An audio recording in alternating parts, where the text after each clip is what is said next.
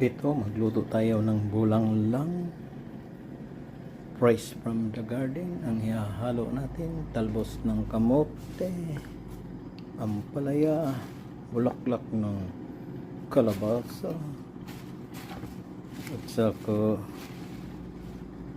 talbos ng kalabasa, ampalaya, itong perirong isda, ilagyan natin ng 3 piraso or 4,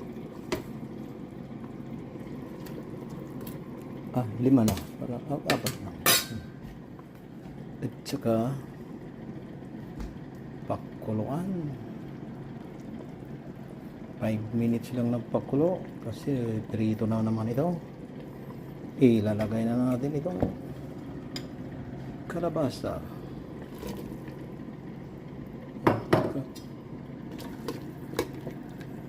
Pakuluan ng another 5 minutes.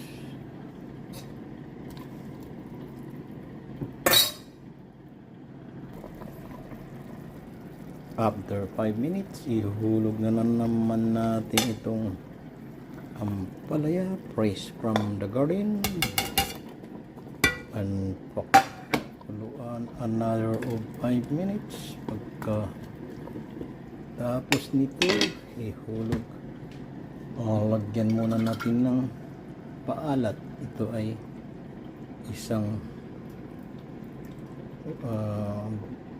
bagoong, kunti lang, baka ma-over sa alat. After 5 minutes, luto na yung mga gulay na yan. Cook. Ilalagay na natin to, pakuluan ng 3 minutes, and then ready to kain na. Ihulog na natin itong mga dahon-dahon. Sasabay-sabay na natin.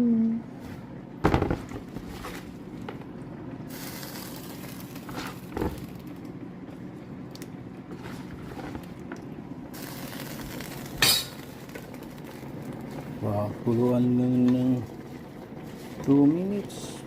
Huwag i-overcook yung dahon para na maiiwan yung sustansya. Ito ang maganda pagka may tanim ka sa paligid.